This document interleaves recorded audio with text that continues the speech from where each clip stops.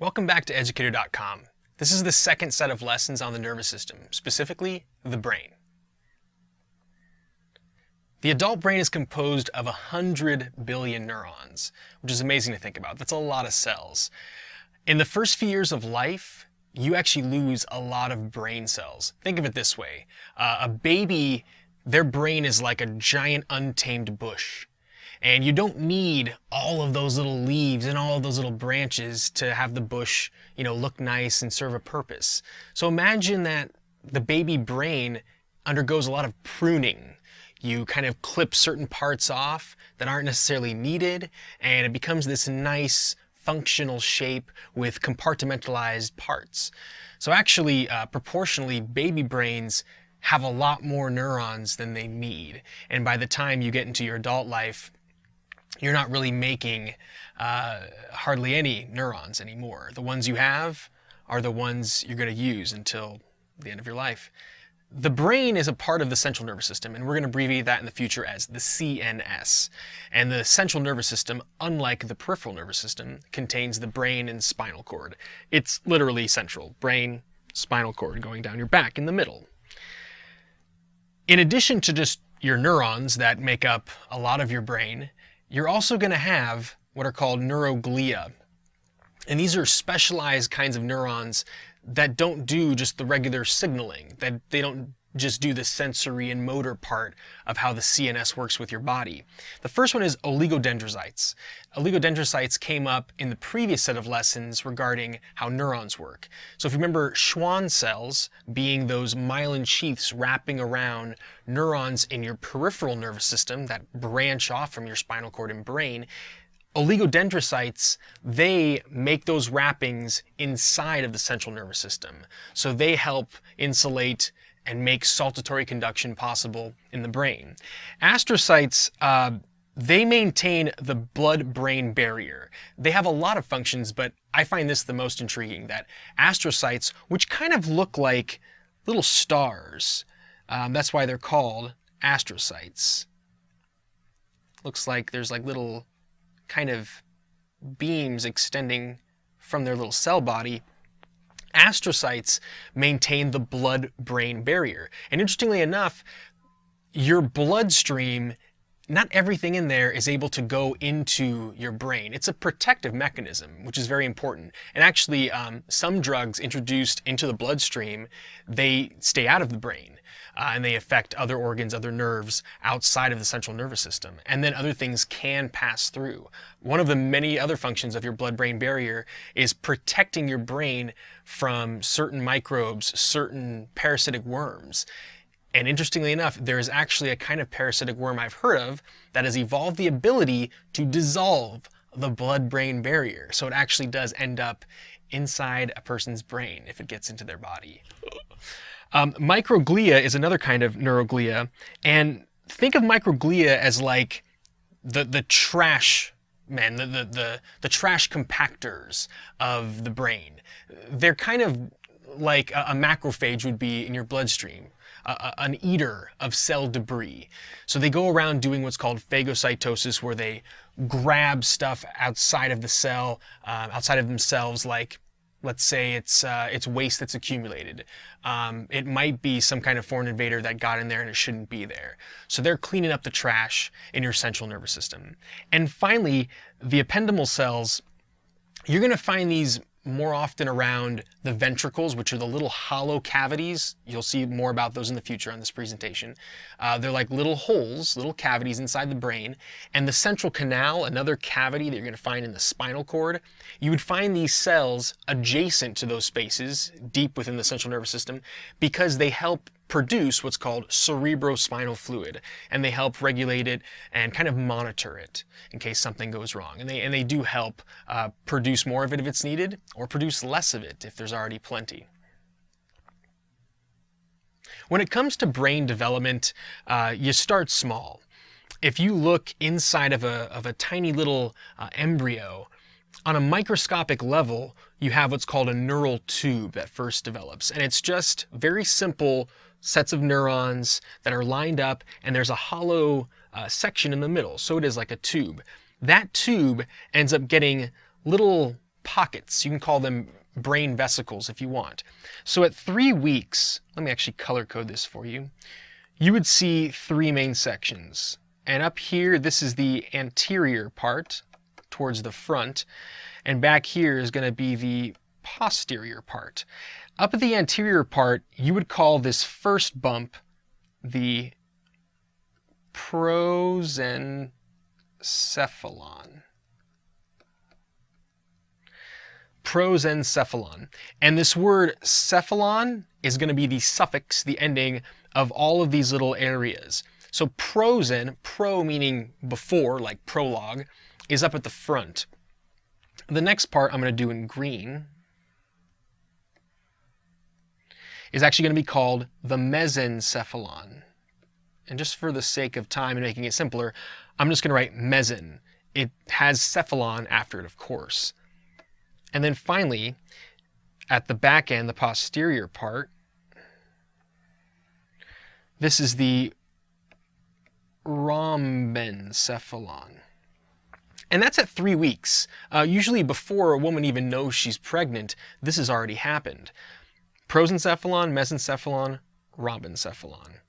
At 6 weeks, it gets a little bit more developed and expanded. So I'm going to still use black for what happens to this anterior vesicle. It actually becomes 2 areas. It grows into what's called the diencephalon and telencephalon. Diencephalon and the telencephalon. Next up, you're going to see the telencephalon actually gets to be more like a T. It actually will expand on the sides here, and if you use your imagination, kind of tilt your head to the side, if this expands horizontally, you can see how it looks like the top of a T. That's how I remember it. The middle part, called the mesencephalon, just stays the mesencephalon, and actually the mesencephalon is a part of the adult brain. So this is not going to take on a different name as we go to the parts of this brain tube, if you want to call it that, up until birth. The rhombencephalon does become a couple of other areas, and there's a trick to remembering these areas. This is the metencephalon, and this is the myencephalon. The way that I remember the back end of this is it's alphabetical. Mesen, with an S, meten, T comes after S, and then myen. So S, T, and then doesn't even go to E, it goes MY. So these are in alphabetical order. That's how I remember them from the middle part to the posterior portion. And then we're going to jump ahead way further than at 6 weeks. We're going to jump to 40 weeks, which is the approximate amount of time that it takes for a baby to develop and then be born. You're going to see some names that you probably have seen before, having to do with brain anatomy. So the front gets a lot bigger. I'm not even doing it justice how big this gets. The telencephalon becomes the entire cerebrum. The cerebrum in an adult brain or a newborn baby brain is that recognizable part with all the wrinkles on the surface. That's a lot of brain tissue. So this becomes what's called the cerebrum. This is still the diencephalon, and later on in this presentation you'll see the diencephalon is just deep to what's going on in the cerebrum. The mesencephalon stays the mesencephalon. That's like an area between the diencephalon and the brainstem. So this is still the mesen. The metencephalon becomes 2 parts that are kind of in the inferior / posterior parts of the brain. This becomes the pons, you'll hear about that more later, and the cerebellum. Cerebellum actually means mini or little brain in Latin, because it's kind of a modified version of the word cerebrum. And then last, we're still using blue. This last part here becomes the medulla oblongata, which is a major portion of the brain stem leading to your spinal cord. So by the time a baby is born, a lot has come of this initial simple neural tube. These brain vesicles become well established and enhance as time goes on. When we look at the superficial brain structure in an adult, or a young kid for that matter, on the superficial part, what you're looking at here, we're actually looking at a top view, superior view down on the cerebrum. Here's the left hemisphere, the right hemisphere. You're not going to actually see pink, green, and blue. This is color-coded so you can see the different lobes, which we're going to cover in a little bit. But on the outside, they nickname it gray matter. It's darker. If you cut into the brain and look deeper, you're going to see a greater proportion of white matter. The gray matter tends to be more of the parts of neurons that are cell bodies. And what makes it gray is all the cell bodies compacted together, the nuclei, which are slightly darker, all of those together give it a slightly darker appearance. On the other hand, the white matter that tends to be deeper in, the connecting parts that get the parts of the brain together and signaling each other, that's more white. And the white comes from more axons. Remember, the axons are those long parts that are the signaling parts for neurons to communicate with another neuron or another part of the body.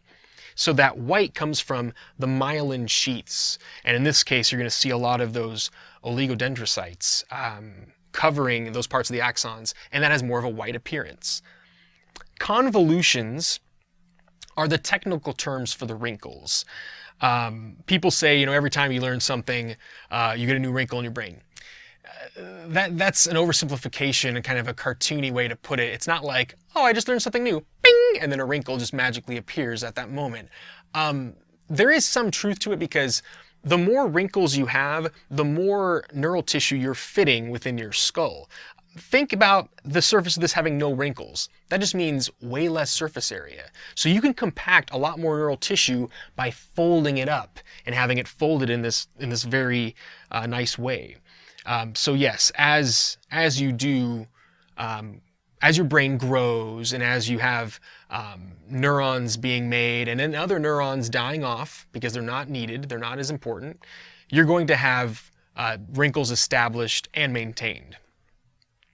A gyrus is basically a ridge or a bulge. So the gyrus, we're going to color code that red. Here's a gyrus right here. That's a bulge. Here's another bulge.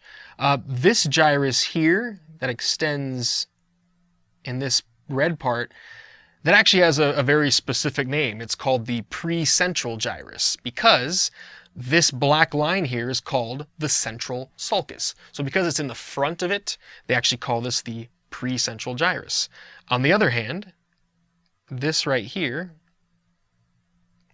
this gyrus is called the postcentral gyrus because it's just behind the central sulcus.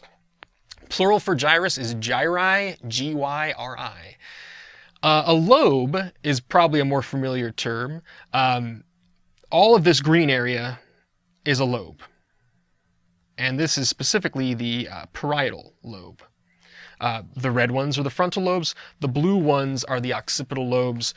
You can't see it in this image, but the temporal lobes are below. Like I mentioned earlier, a sulcus, we're going to do this in black. A sulcus is a deep wrinkle. It's a very obvious ridge, or sorry, not ridge, an obvious kind of sinking in. If the ridges or the gyri in between them, you can call that a sulcus. So it's a shallow groove. It's not very, very deep. That's a fissure. So a fissure, we'll do that one in purple, is like a sulcus, but way deeper, like a ditch.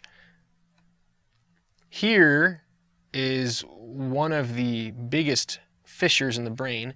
This is called the longitudinal fissure, and that's the obvious barrier that separates the two sides of the cerebrum. And then finally, the cerebral cortex, you're looking at it. The outer few millimeters of gray matter that's surrounding the cerebrum is called the cerebral cortex. You have a lot of neurons there, a lot of mental processing, and that's where all of those human things we recognize on a daily basis come from. You have a lot of higher processes going on there at the cerebral cortex level. So when we look at the cerebrum as a whole, it is the higher brain. It's the most obvious part of brain anatomy when you look at it. This image you're seeing here is actually an fMRI, a functional magnetic resonance imaging picture of my brain. So we're looking at my brain. This is a sagittal section, so it's as if like we took a slice right through here, and you can see my profile there. Here is the cerebrum, all of that. In here is the deeper parts. We mentioned diencephalon earlier. This is the diencephalon, right in there. Here's the pons, medulla, cerebellum. But all of this, the majority of the brain, is the cerebrum. And actually, this image, it's like you cut straight through that longitudinal fissure. The corpus callosum, which you're going to hear more about later, is this white strip. And that's hundreds of millions of neurons, specifically axons, because it's white, that are connecting the two sides of the cerebrum. So the way that the left and right hemispheres communicate is through this little white strip. And the cerebrum is divided into lobes, as I mentioned earlier. The frontal lobe up front, it's a large lobe. Parietal, kind of off to the side up top. Temporal lobes, you can't see them in this image. They're on either side here. If you were seeing the actual left side of the intact brain or the right side, they'd be visible. And the occipital lobe tucked back here. So the frontal lobe, this is a superior view. You could see they're quite significant. You've got the left side and the right side of the frontal lobe. The frontal lobes are involved in intelligent thought, planning, sense of consequence, and rationalization. These are the parts of the brain that really make you intelligent. So if you're thinking and you're tapping here, you're tapping the part that's going to help you either solve the problem or come up with an intelligent answer. The prefrontal cortex is actually the very, very front part of this frontal lobe, and that's where most of that intelligent stuff is going on. The example of Phineas Gage is a really good way to think about what the frontal lobe does. Phineas Gage was a railway worker back in the 1800s, and there was this freak accident that happened when they were laying down track. They had an explosion that had to do with like getting stuff deep in the ground to hold the rail down, and there was a misfire, and this hot rod just went through his head. It actually didn't hit any major arteries. It missed what would have made him blind. It missed a lot of areas, but it went straight through the frontal lobe and out the top of his head. And if you're wondering, well, why didn't he bleed to death? The heat from that thing that rocketed through his head just cauterized, just kind of sealed shut blood vessels with all that heat. So yeah, I'm sure he was in some kind of hospital for a little while, but he lived. And this was the first time in recorded medical history that we know of in which somebody had just damaged their frontal lobe, and that's it. So Phineas, before the accident, was a polite gentleman. He showed up on time to work. He had a great personality. People liked him. And after the accident, people commented that Phineas was not Phineas anymore. He tended to curse a lot more. He tended to show up late for work. Those things that made him who he was in terms of recognizing a responsibility, having intellectual responses, caring how his actions impacted other people, that was gone. So think about the frontal lobe as something that made Phineas who he was. And once that accident happened, he acted more like kind of an uncivilized person. The primary motor cortex is tucked back in the posterior section. So the motor cortex here and here, that actually controls the muscles of your body. So along this ridge, you actually have sections that are devoted to moving the arms, moving the fingers, moving your legs, moving your torso, your back. And really, the initiation of all of those movements comes from this ridge and this ridge. And remember, it's called precentral gyrus because it's in front of that central sulcus. And the amazing thing is, the amount of tissue that's devoted to your fingers and your mouth is proportionally larger than you would expect. You know, your legs and your back are large proportionally in your body. But the actual sections of this primary motor cortex, the initiation of the motor movements of the back and the legs, is significantly smaller than your fingers and your mouth. But think about the really precise movements you need to do with your fingers, or the precise movements you need to do with your lips, your tongue, and your jaw to speak, and all the things you do with your hands. There's a lot going on. So the amazing thing is they've actually made these little neural maps showing how proportionally these parts of the motor cortex control the muscles and all the parts of your body. Broca's area is an area associated with the part of the motor cortex that controls your mouth, but the reason why it's a little bit different is Broca's area has to do with coordinating those mouth movements in a way that enables you to speak clearly. So somebody with damage to Broca's area can still make noise, they can still say words, but it's not in a coordinated way. And of course it varies depending on how badly it is damaged. But some people with problem with the Broca's area, they can't find the right words, or they can't speak words in a clear way that enables other people to understand them. And in most people, this Broca's area is concentrated in the left hemisphere rather than in the right. And we're going to come back to that later about how that does impact certain situations. The parietal lobes, conversely, unlike the frontal lobe, have a strip that's for sensing. So remember, this, where I'm tracing over right now, that's the precentral gyrus, which allows you to coordinate muscle movements. But just on the other side of the central sulcus, you have the primary somatic cortex, or somatosensory cortex. That's right here. And typically, if in this part here, you have the ability to move parts of your arm, just on the other side of that sulcus, you have the parts that allow you to feel someone actually touching, or something touching your arm. So all of the feelings you get, something touching your lip, something touching your head, something touching your back, whatever part of your body is being touched, even stuff inside your body that you have a sense of, those signals are coming up into these parts of the parietal lobe. And just like with the motor strip, or the motor cortex, the proportion of these strips that actually has to do with sensing stuff on your hands and sensing stuff on your lips, those stimuli are much more obvious, which makes sense. As humans, we do a lot of touching with our fingers, and we want to be able to tell one object that's different from another in a fine-tuned way.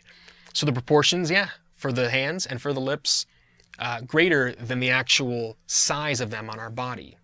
And there's been these interesting drawings made where they draw what would a person look like if we took the somatosensory cortex and took the proportions in there and then drew that individual. Those drawings, they have a large face, huge lips, the hands are humongous, the feet are kind of big too, and the torso, the arms, and the legs are all kind of puny. But you see this person with large hands and large lips, because those areas are the most sensitive. And while we're on the subject of hemispheres, it is true that the left side of the body communicates with, or sorry, I just said it backwards. The left side of the cerebrum communicates with the right side of the body, and vice versa. The right cerebrum, that hemisphere, communicates with the left side of the body. Wernicke area, or Wernicke's area, is an interpretive area that's mostly in the parietal lobe, but it's also slightly in the temporal lobe as well.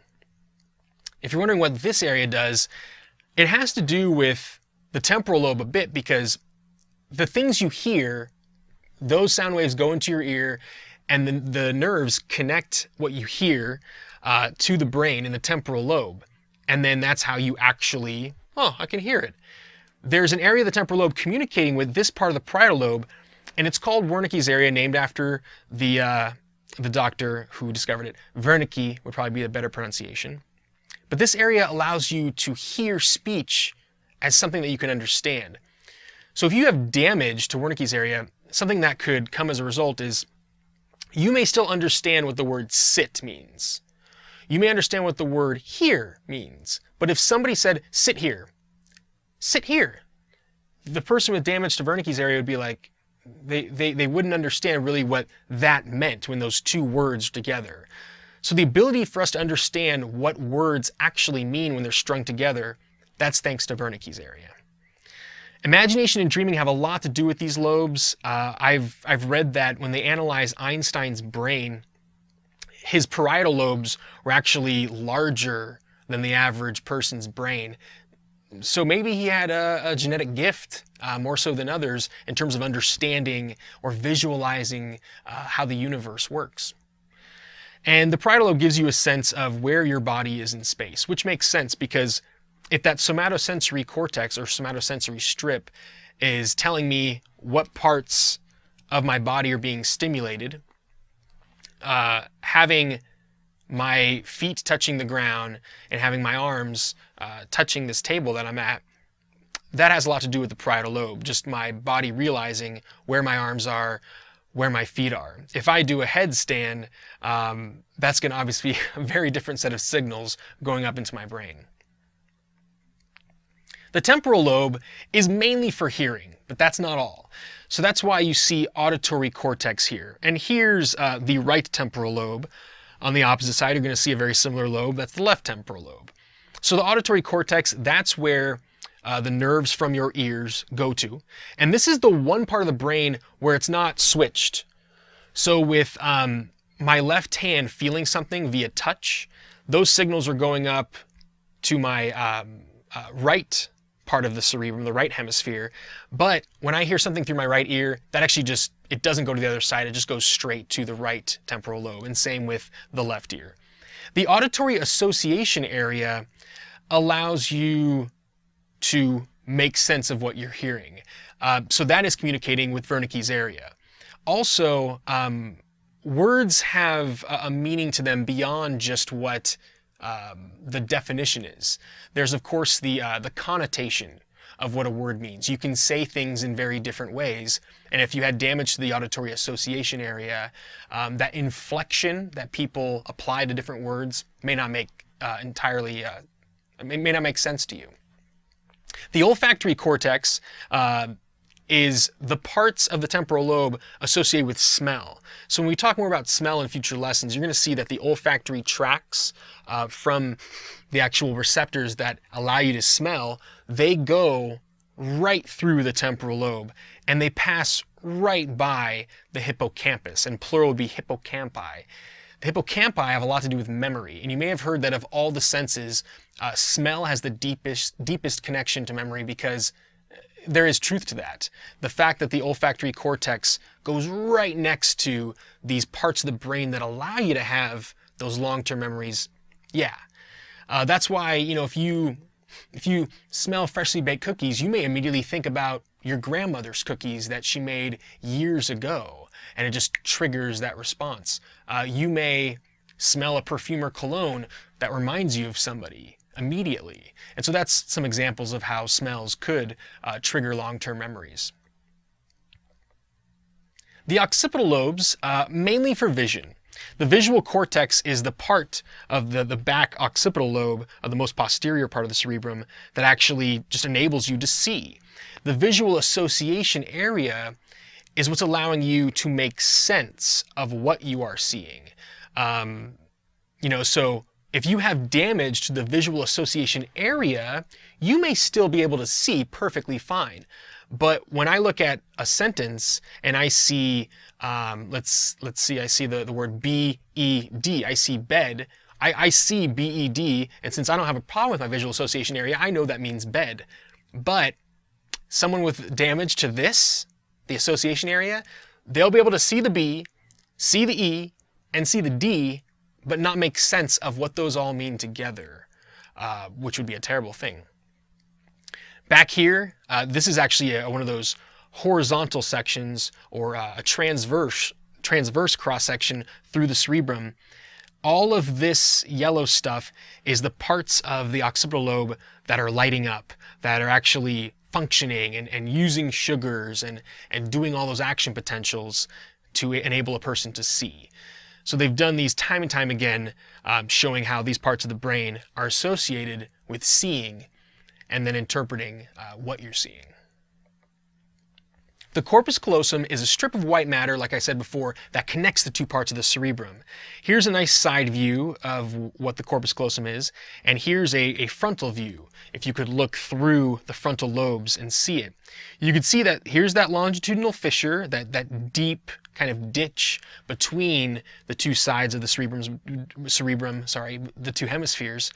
But yeah, you have a connection between the two with a lot of axons, hundreds of millions of axons that are allowing the left and right side to communicate. Sometimes, through surgeries, doctors will actually cut through it. One of the reasons why somebody who has epilepsy, seizures that come again and again and again, a seizure is like kind of an out-of-control electrical storm in a person's brain. And seizures over the long run can do a lot of harm. So they'll cut through that because somebody who gets a little, seizure starting in a part of the brain on, let's say, the left side, it will jump to the other side through the corpus callosum.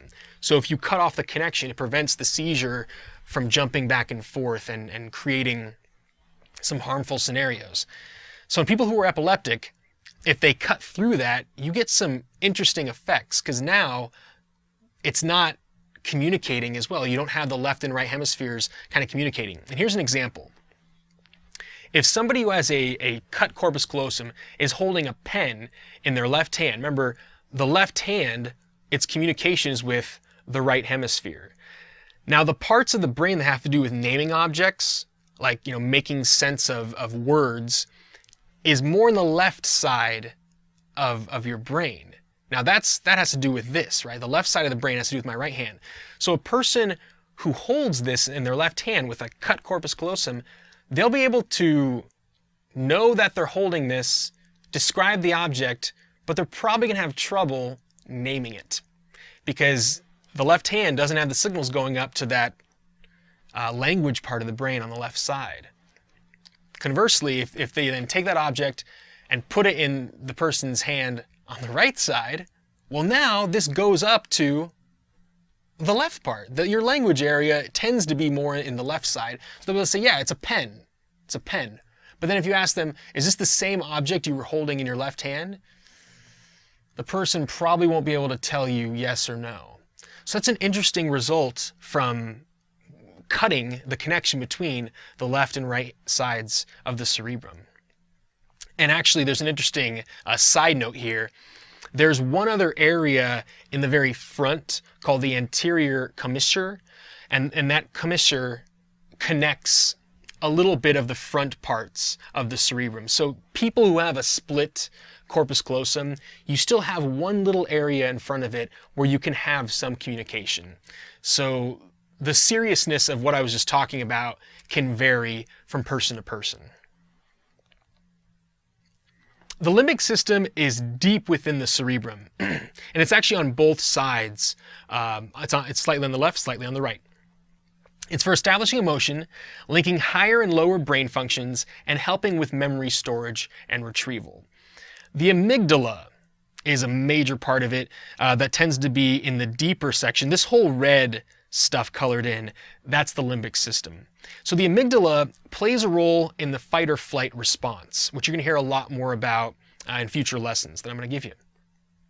If you had a damaged amygdala, it's going to be hard for that person, or impossible, to connect emotion with a response.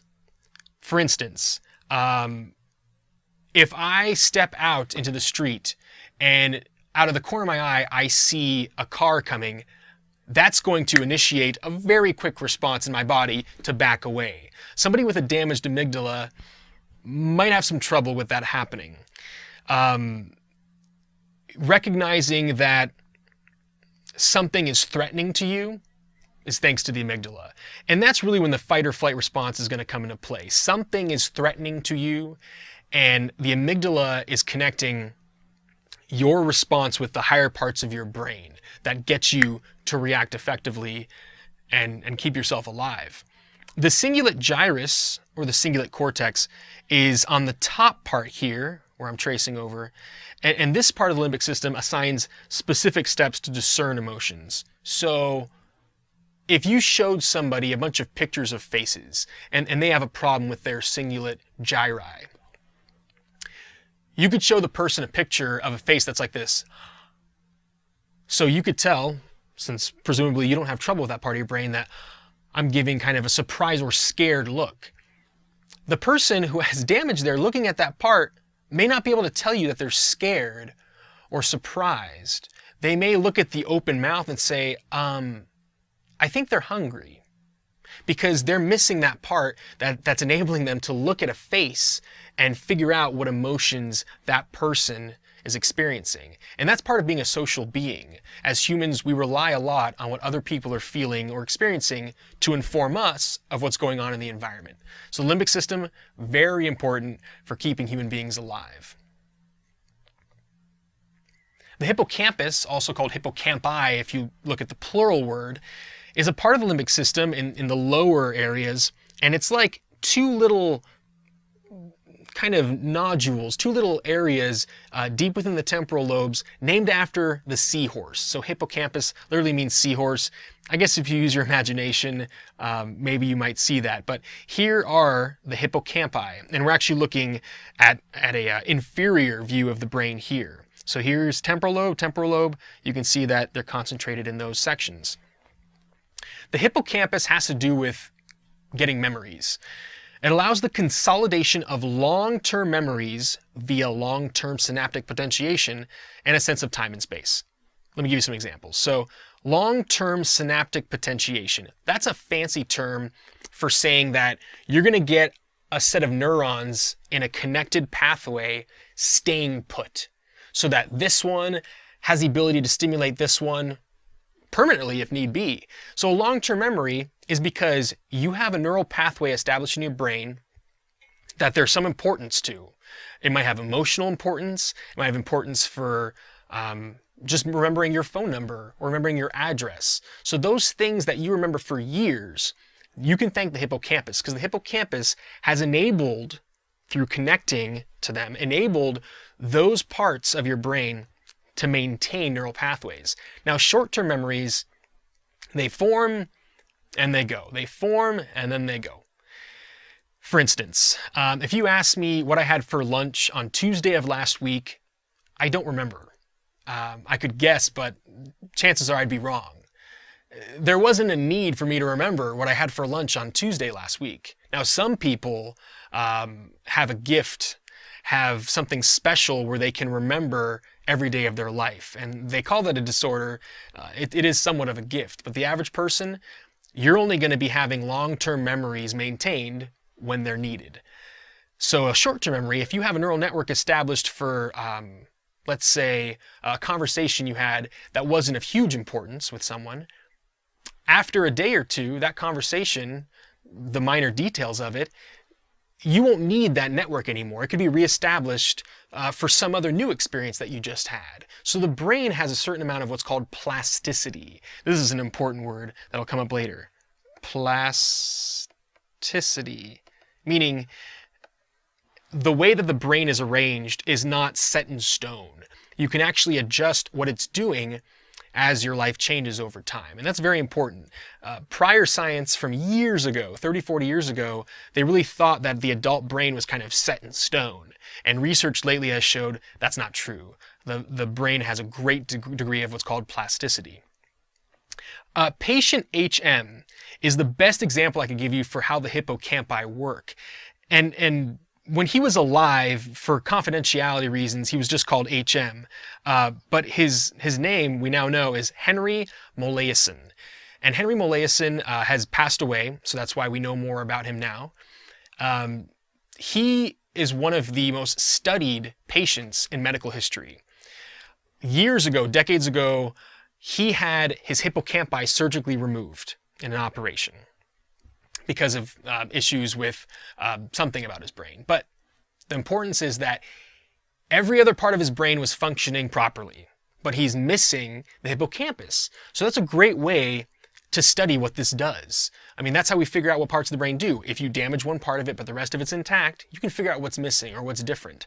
So in patient HM and Henry, with the doctors that studied him for years, he wouldn't remember them. They would come in weekly and study him, and he'd have to, be reintroduced to these people. He could remember everything up to the surgery.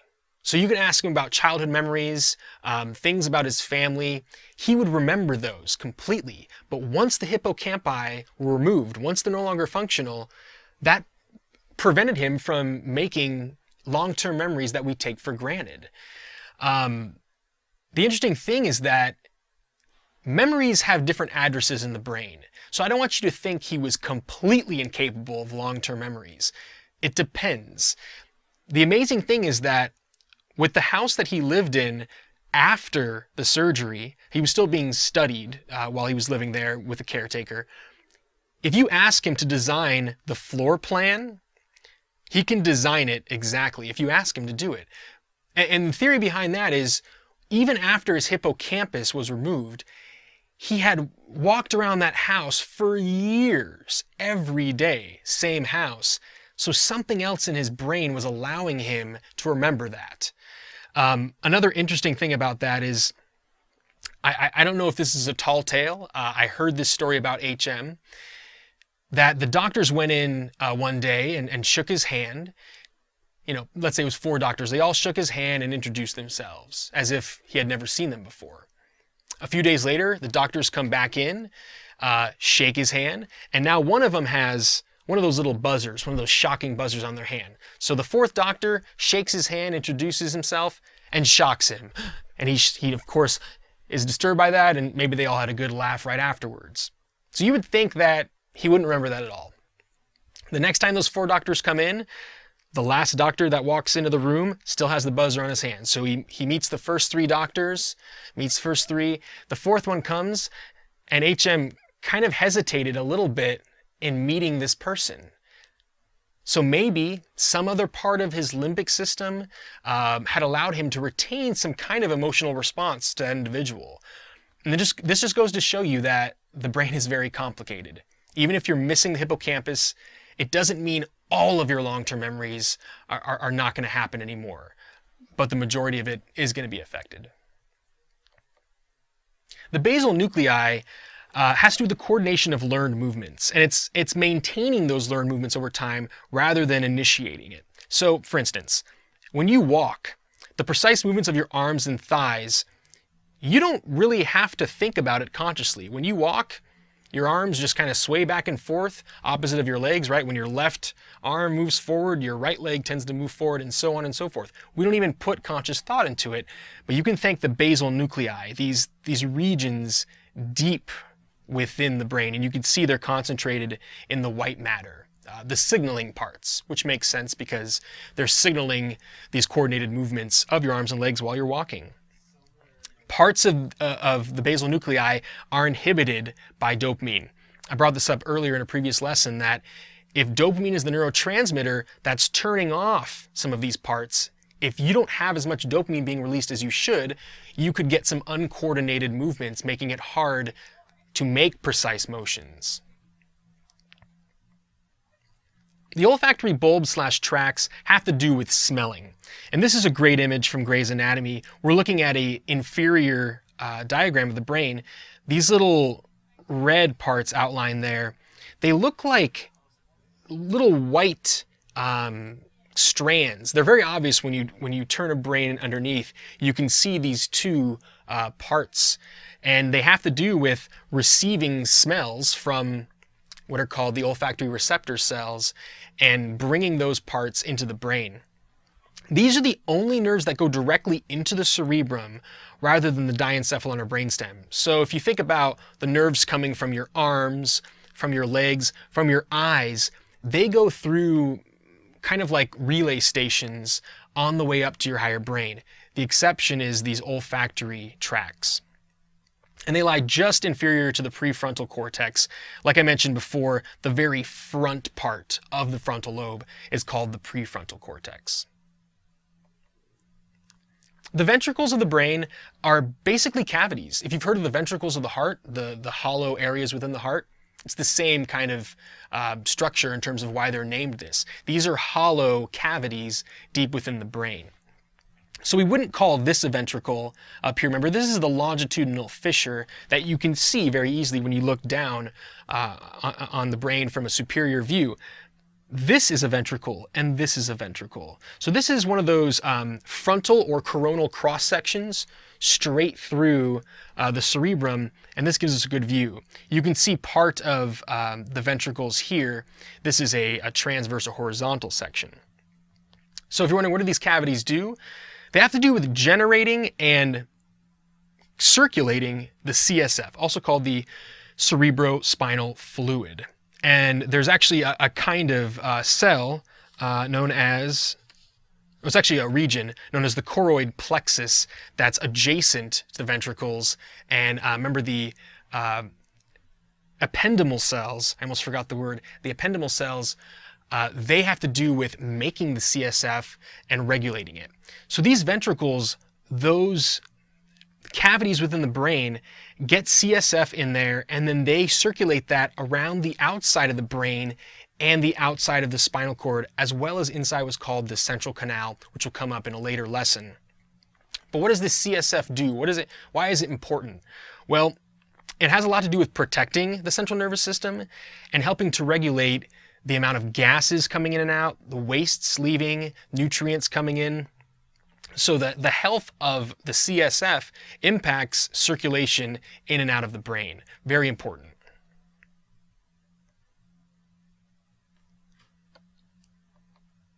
The diencephalon is deeper than the cerebrum. So now we are done with the cerebrum. That was a lot of slides, but the cerebrum is very complicated. So if you go just deep to that, there are two regions, the thalamus and the hypothalamus, hypo literally meaning below the thalamus. And the thalamus is kind of like a relay station. It brings sensory information up into the cerebral cortex in a coordinated fashion. And like I said earlier, the majority of the nerves coming into the central nervous system, they have to go through the thalamus on their way up. A classic example of that is the optic nerves. The hypothalamus, which is directly inferior to the thalamus, has a lot of roles. It's just above the pituitary gland, and you're going to see this more obviously in future lessons. If you take a cross-section of the brain, there's a little thing that looks like a pea that's hanging from the base. That's the pituitary, and the hypothalamus is what is right above it. Feeding reflexes, salivating, a baby making certain motions during breastfeeding has to do with the hypothalamus initiating those things. The feeding center and thirst center, you getting hungry and thirsty, the signals from the brain that have to do with that come from the hypothalamus. Circadian rhythms have to do with sleep versus being awake. So typically for most humans, when the sun goes down, after that happens, you tend to get more tired. The exception being if you work a night shift. But for the average human being, circadian rhythms has to do with signals from the environment telling your brain it's sleepy time. And then when the sun comes up, it's time to wake up. So the regulation of the circadian rhythms that have to do with, changing your conscious state, that's from the hypothalamus. Communication with the pituitary gland. If you remember me saying that the pituitary gland is like a little pea-shaped gland hanging right below the hypothalamus, a lot of people refer to the hypothalamus as like the master of the endocrine gland. It's like the big head honcho. And the pituitary gland is kind of like its second in command. The hypothalamus tells the pituitary gland to secrete certain hormones at certain times, and the pituitary gland impacts the other endocrine glands, causes them to release hormones. Or the pituitary gland just causes other organs to be regulated. For instance, the pituitary gland secretes growth hormone, so making your bones elongate in the proper way throughout your adolescence. That's regulated via the hypothalamus and pituitary gland. And subconscious skeletal muscle control. All those movements you do that you don't have to think about, you can thank the hypothalamus. The pineal gland is the final part of the diencephalon. It's actually in the posterior portion of this area. It's like a smaller pea. It's actually a similar looking structure, but it's not hanging from the brain. It's tucked in the back. This has to do with secreting melatonin, and melatonin is a neurotransmitter that actually puts you to sleep. And there's been a lot of studies done with people taking melatonin, pills when they go on a plane to make them go to sleep. And I read a study that actually had to do with the placebo effect of that, suggesting that the average person who takes a melatonin supplement didn't need it, that the melatonin in your brain is actually enough to put you to sleep naturally. The mesencephalon is just kind of posterior / inferior to the diencephalon, right here in this cross section. This is actually not my head anymore, but this is another sagittal cross section straight through the corpus callosum, and you can see this M is that mesencephalon. Has a lot to do with processing visual and auditory data that comes in from the eyes and ears. Your reflexive somatic motor responses are generated here, and that's fancy terminology for when you hear a sound or see something out of the corner of your eye and you react. So if I heard something over there and I did this without even having to think about it, that's because of the mesencephalon. So if your eyeballs move too in reaction to something, has a lot to do with the mesencephalon. And the maintaining of consciousness comes from this area. So I'm using my mesencephalon right now. Next, the pons. Same image as before. The pons is this bulge right here. That's the pons. So it's just below or inferior to the mesencephalon and just anterior or in front of the rest of the brain stem. So this links the cerebellum, which is right back here, with the other parts of the brain and spinal cord. And considering its proximity to there, it makes sense that it would do that. So the pons has a lot to do with getting communication between the higher brain and lower parts of the brain. And it's thought to play a significant role in dreaming. The medulla oblongata is the majority of the brain stem. So you can see that it is the inferior portion, just below the pons. So here's a side view. Here is a frontal view or anterior view. It contains, very important here, the cardiovascular, vasomotor, and respiratory centers.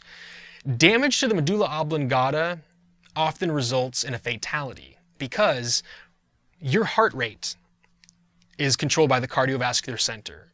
The vasomotor center controls your blood pressure, the expanding and constricting of your arteries. And the respiratory center, you don't have to think to breathe. If we had to think every time we had to breathe, our life expectancy might be a little shorter as humans. So thankfully, you can sit there, or you could go running and not actually have to think about breathing. You're just going to automatically do it. Now that I'm talking about breathing, you're probably thinking about every exhalation and inhalation that you're taking. But without the medulla oblongata functioning properly, the heart, blood vessels, lung expansion and reduction is not going to happen. And that's needed to keep you alive. The reticular formation is a part of the medulla oblongata that helps regulate vital autonomic functions. And those are going to come more into play when we talk about the branches of the nervous system in future lessons and how the endocrine system also controls the fight or flight response. And numerous nerves go up into the brain through here, which makes sense. I mean, this is the spot that signals have to go through from the spinal cord. If you continue this image down, the medulla oblongata just transitions into the spinal cord. So the signals coming from the lower parts of your body have to go through this area to get up into the brain. The cerebellum, which really means little brain in Latin, is inferior to the occipital lobe. You can see that. Here's the occipital lobe. It's below it. And it's posterior behind the pons and medulla. I love this image here on the right because when you cut it in half, you can see this cool little design that almost looks like branches of a tree. And that's known as the arbor vitae, which is Latin for tree of life. And that's made of white matter, very distinguishing part of the cerebellum. And if you remember from the previous lesson on neurons, that image of the neuron with all those dendrites, it looked like the most branchings a tree could have. You have a lot of those kinds of neurons in here. And it's all about coordination of your motor function and balance. So, if you're really good at a video game and you can, without even like consciously thinking of it anymore, just automatically move the arrow buttons and the other, buttons on the side to do all the activities in the video game, if you have sort of this kind of skeletal muscle memory of doing a certain action to get to the next level, you can thank your cerebellum. If you're able to play a piano or play a guitar with two hands and get to the point where you can play a piece of music without even having to think about it, it's just your fingers just kind of know where to go, you can thank the cerebellum for that. The meninges. The meninges are wrappings around the brain and spinal cord. So it really wraps around the central nervous system as a whole. And it's around the superficial portion, the outside. It helps insulate the central nervous system, and it helps regulate blood flow. Sometimes you get what's called meningitis, which I'm going to mention again in a little bit. That's an infection of these meninges. And the problem with that is, if we zoom into where the meninges are, here is a part of what looks to be either the parietal bone or frontal bone, and just deep to it, you have these membranes that are right in between the skull and the brain. If you get bacteria, virus, fungus in this part of your head, your immune response to that being there is going to create inflammation, swelling. And the problem with swelling here is that your skull is not going to budge, but the swelling in this region is going to start pushing on your cerebral cortex, and that's going to be potentially fatal. So meningitis is one of those things that you got to get treated as soon as possible. But besides the infections, the meninges are very important. And by the way, the singular version of this word is not often used, but they say meninx. But I hear the word meninges a lot more because they're talking about them as a whole. There are several layers. The dura mater is the one that's just adjacent to the inside of the skull. So right under the cranium, you've got this area called the dura mater. And then you have another layer that's just deep to that. And there's a little pocket in between the two layers of the dura mater. That's where the CSF is going to be. So the flowing of that cerebrospinal fluid around the brain and spinal cord is going to be within that dura mater. And then you have this area called the arachnoid between the dura mater, and then the pia mater is right on top of the cerebral cortex. That's the part of the meninges that is directly adjacent to that gray matter of the cerebrum. And the way that I keep them straight is I think of it, once again, like I've said before, in alphabetical order. Dura mater, D, comes before P, so I think from top to bottom, most superior or most superficial to deep. And so it's the two layers of dura mater and then the pia. A way to remember that dura mater has two layers is D for di, meaning two, D for dura mater, meaning two. Whatever works. So these are the layers of the meninges that are protecting the central nervous system and helping regulate blood flow. And finally, some brain disorders and conditions. Like I mentioned previously, seizures, most common in people with epilepsy, but a seizure can happen in anyone. Not all is known about the origination of seizures, but there's a lot of studies being done. It's kind of like an electrical storm in the brain. And the reason why, someone with a seizure usually ends up on the ground convulsing is because it's stimulating so many parts of the brain that are typically regulating motor control that it's out of control. You don't have that coordinated inhibition and excitation of those muscles. So it ends up, creating a situation where they're convulsing. A piece of advice, do not try to prevent someone from swallowing their tongue if they're having a seizure.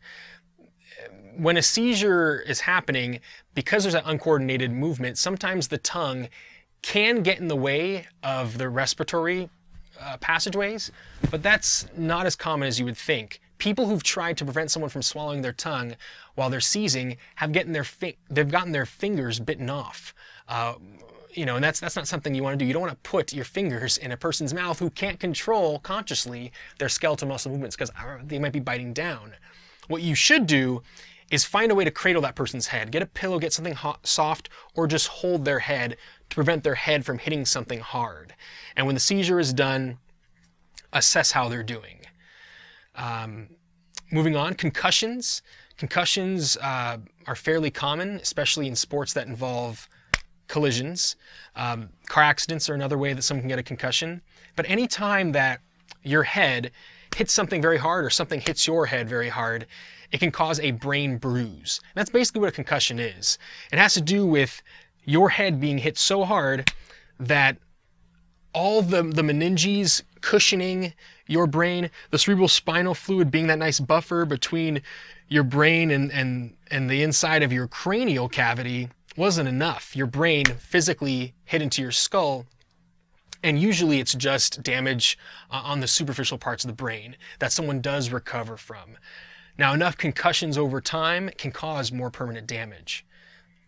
Meningitis, already mentioned before, either bacteria, viruses, or fungi, I should say, can actually infect your meninges. The signs of meningitis happening is fever, a sense of pain up here. It's like a really bad headache, confusion, kind of not a sense of what's going on. And the other one is if the person has trouble doing this, if they get a lot of pain from moving their head down to their chest, it's because they're stretching part of the meninges, and that activity will cause a lot of pain. If those signs are happening, go to the emergency room. Better to be safe than sorry. Stroke, also known as a cerebrovascular accident, has to do when arteries going up into the brain get clogged. And depending on what artery gets clogged, or arteriole, smaller artery, that's going to cut off blood flow to a certain part of the brain. Strokes can be fatal. Sometimes they're not. It really just depends. A sign that someone has had a stroke is you get kind of a disagreement of what the sides of the body are doing or what they're able to do, because a stroke is going to happen on the right or left side. It's very rare that you'd have two strokes on the left and right side happening simultaneously. So let's say a person has a stroke in their left hemisphere. That's going to affect the right side of their body. So if you ask the person to smile and they only seem to be able to lift up this part of the mouth, that's a sign they've had a stroke. Or if you ask the person to lift up both of their arms, if they just can't lift it quite as well, that's another sign that they've had a stroke and that you should take them to the hospital. Hemorrhage, this is not just in the brain, but you can get hemorrhages in the brain. It's basically internal bleeding. You can have hemorrhages on the surface of the brain, have hemorrhages within the brain. Depending on how bad they are, they can be fatal. And really, a surgery is required to get rid of that bleeding. Aphasia is any time that a person has the inability to speak or read at a normal level. And that has to do with underdevelopment of those regions or damage of those regions because of an accident. Related to that is dyslexia. Dyslexia, I've heard estimates that it affects as much as 15% of children, and it still affects adults too.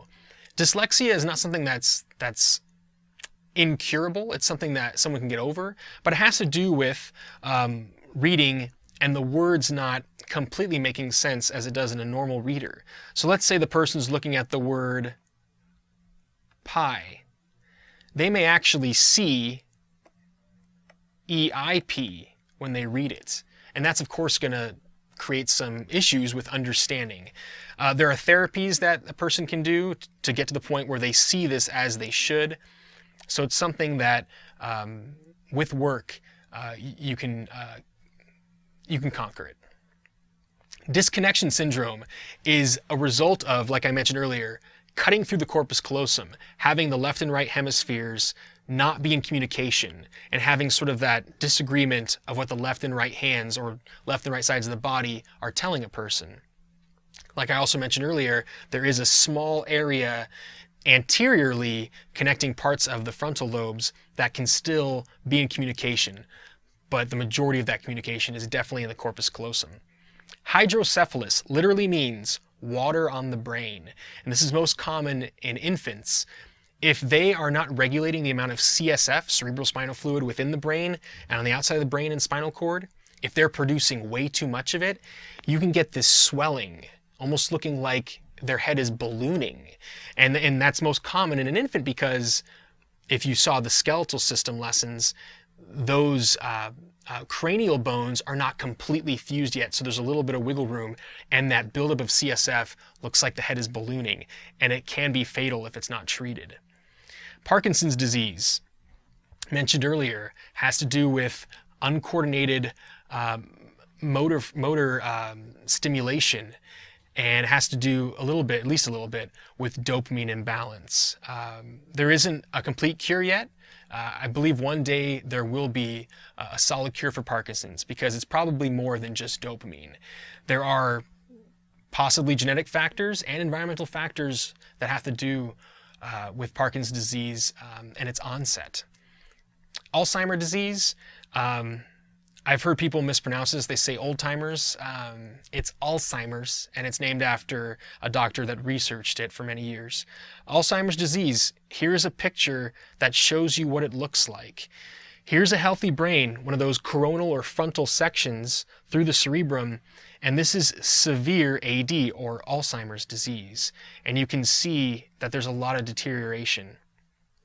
It's going to affect the hippocampi, and that's why somebody with severe AD is going to have memory problems, or a sense that maybe they're in a previous time. One of my great-grandparents who had Alzheimer's, when you would talk to her, she would think a lot about previous times as if she was still in the moment. And she would look at relatives that she knew and say, "Oh, you remind me of this person," as if she was stuck in a previous time. And then, of course, the cerebral cortex, you could see the outsides of the cerebrum are severely impacted. You can see kind of a wearing away of a lot of that gray matter. And that's going to gradually incapacitate somebody to the point where they're not going to be able to take care of themselves. There's a lot of research into Alzheimer's disease, identifying factors that make it more likely for someone to get it. And once again, genetics has something to do with it, but there may be certain environmental factors that make it more likely for one person or another to get it. And of course, as you age, the chances of AD coming into play increase. So if you look at a population of people who are in their 60s, they're less likely to get it. Some people in their 60s can get it, but when you look at a population in their 80s or 90s, the incidence of Alzheimer's goes up significantly. Thanks for watching Educator.com.